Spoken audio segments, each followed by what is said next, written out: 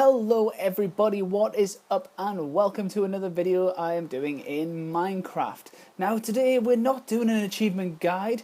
What I thought I'd do is, in my survival world, I am building myself a mob spawner. And I've not found many guides on doing this on the Xbox or PlayStation or whatever, so I thought I'd show you guys how to build a pretty simple one like this. Now this is a pretty bog standard design. It is above ground and it's just a dark room with a little funnel which leads down into here, and when you stand on these two pressure plates the floor closes and the mobs will, well, the monsters will fall down into this area, and then you can whack them with your sword or whatever and use this as sort of an XP farm, or just so you can grab the loot that they drop. This is a very simple design. It doesn't actually take that long to make. So how do we make ourselves a mob spawner? Basically what is in here is there is a dark room and there are 4 of these little platforms which are 6 wide, and there's 2 levels of it, and you can see here, I'm gonna place down a torch to make it a little easier to see, and you can see that it is full of naughty monsters. Now they all spawn on these little things, and because we've got little signs around the outside, the monsters think there's a block there and they jump off and into these streams of water. And if you get in one of the streams of water, you will see he's getting pushed all the way down, and he's going to go around this corner, and then I'm going to place another one of these so we can see it. He's going to fall down into this bit here, and if I was standing at the bottom of the pressure plate, he would fall onto the solid block, and then we could kill him using whatever weapon we have got. So that is a very basic design that I've got here. Now what I've done is, and what I really like about this design is, you can stack it so you can put like 4 next to each other like I've done here and build yourself a pretty beasting one. Now this is one I'm working with at the minute. It's not complete. I'm still having a bit of trouble with the bottom bit where the mobs come down, because the spiders managed to get out and managed to kill me. But on this side I've got a little thing to push the loot in front of us. And I've got on this side, I've got a switch which opens up the lava pit, which I find is a bit better than the pressure plates, because I don't know, sometimes you might want to walk away when they're spawning and coming down, and you don't really want to be standing here waiting all the time. So that relieves a bit of a pain in the arse that the other one has. Ooh, here comes a spider. So now you're going to witness the problem firsthand. Oh, look at them all coming down. This design's a bit more efficient because there's a lot more spawner pads inside here, and you get a lot more enemies coming down. So look at all them. Jeez, we are going to get so much experience from all this. Now, the thing which I didn't quite like about this one, but I'm sure I can correct, is these ones are quite tall, which means that the mobs, when they fall down, when they hit the block, they lose quite a few bars of health, so you can kill them in one hit. This one, the mobs only drop down a couple of blocks, so you're not losing a lot of health, so which means it's going to take a few more hits to kill them. But you get a lot more mobs this way, so you just do this design, and you just build it a bit higher, and you shouldn't have this problem. So let's show you it from above. It's just basically the box that we've got over there. We've done that 4 times, and then we've filled in the middle bit as well and made them cross over a little bit. And then we've put 4 holes in the bottom, well, 5 holes because we've got one in the middle, and we have linked them all together using these tubes of glass and water. So how do we start? First things first, what do we build our mob spawner out of? I like to go with cobblestone because it lets mobs spawn on it. I know there's a few which don't, but I'm not quite sure what they are at the minute, and Lord knows I cannot be asked to do the research, so I'm just going to stick with cobblestone. Also, a few things that you need to remember. Mobs only spawn in the dark, and they will spawn a certain distance away from you. So if they're within a certain number of blocks, they will not spawn. If they are outside of a certain number of blocks, they will. What this means is you need to build your spawner room a certain distance away from where you want the mobs to finish up. That is why I built mine in the sky. Also, you need to remember, if you're building your spawner, you need to make sure that if there is any caves or anything under the ground that you cannot see, you need to dig down to them and light them up, because they will stop mobs from spawning in your spawner and they will spawn inside the caves instead. And that is not what you want. You do not want that at all. So without further ado, let us get building our spawner. First thing we're going to start off with is we're going to start off with a 2x2 square in which to case the lava, which is going to kill them. Now you don't need to do this bit, but I like to because I like the mobs to die if I'm not around, because I do not want lots of them hanging out in my world and making it slow. Maybe? I don't know. It might crash. You never know. So now we're going to put another 2 cobblestone blocks here for the pistons to go on top of. Where are they? There they are. We're going to use sticky pistons because we want the blocks to be pushed in and then pulled out. So we're going to put the one there and the one there. And then we're going to do the same on the other side. One there and one there. Get rid of them things. And get rid of them too.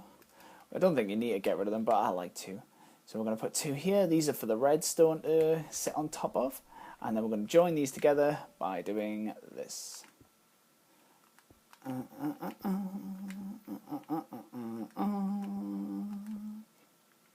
So the redstone can go on top of here, and then we're going to put 2 cobblestone blocks here and here and here and here. And I'm already going to put them there too, because this is part of our column, which is going to go right up the middle, and the mobs are going to fall down here.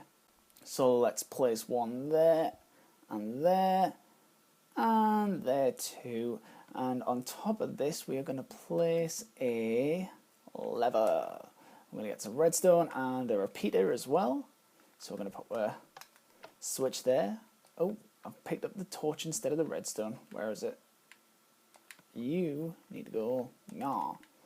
Okay, so redstone's going to go all the way along here, touch the pistons. And we'll put a repeater about here so the signal carries on and goes all the way through. Oh, and now we're going to test to make sure. Yep, see, so that works fine. So this is the very bog standard basic thing we are going to be doing today. I don't think I'm going to do anything else. I'm just going to leave that, and I'm going to make this nice and neat so it's symmetrical. So we are going to be standing here. So once you've got this little structure here, what you're going to want to do is you are going to want to build from the one that moves, this one here, you're going to want to build your little funnel thing 15 high. So we're going to go 1, 2, 3, 13, 14, 15. So there we go. Now what we're going to need to do is we are going to need to build the rest of them up to this height. So we're going to build this one up here, and we're going to do the rest of them. Now I usually like to leave the middle bit clear because I am going to fill this with glass so I can see the mobs falling down. So the next bit we need to do is we need to just build a little 2 blocks here and here. So this is going to be where our spawner starts. Now the next bit you want to do is you want to count from this block or any other block around the outside. You want to count out, so you build a nice little sticky out bit like this, 8 long. So from this block, 1, 2, 3, 4, 5, 6, 7, 8. Now the reason we've built this as long as we have is because when we put the water in there, which is going to be moving the mobs around, we are going to want it to end just before it goes down the hole. Otherwise they're going to try and swim up and go that way.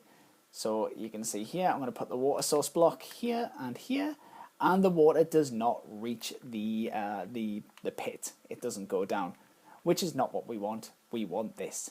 So now that we've made this nice little platform, what we're going to do is we are going to do it another 3 times. Once here, and once here. So now what we need to do is we need to build ourselves a shelf around the outside. This is going to hold another block of water which is going to flow down around the outside of every single spawner pad. So you can see here, I'm just going to place a block there, build along like this, and get rid of the corner block because I'm not a fan of doing that. And then I'm going to put another bit down. Oops. And then we're going to build around like this and just finish it off. So this is going to be the basic size of our spawner pad. I believe it's 6 by 6. Oop. Get out of here. And then what we're going to do is we're going to put our water here. And you can see it's flowing down into this bit. But it's not reaching on both sides, so we'll put another block just here. And you can see that reaches just fine on that side and fine on that side. Now it doesn't matter if it flows over a bit extra like that, it will not reach down here. So just repeat this same pattern for both, well, for all of the other sides. Then once you're done, you will have something that looks like this. Looks pretty. So the next stage is to build our spawner pads. So what we're going to do is we're going to build around the outside, and we're going to build this 3 blocks off the water, off this one where the water source is on top of. So we've got 1, 2, 3.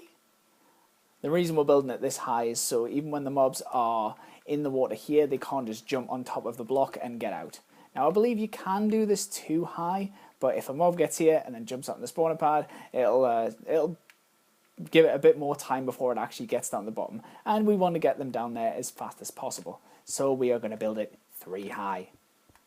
So once you finish the first spawner pad, it should look something like this, and there should be a nice little pattern underneath here like that.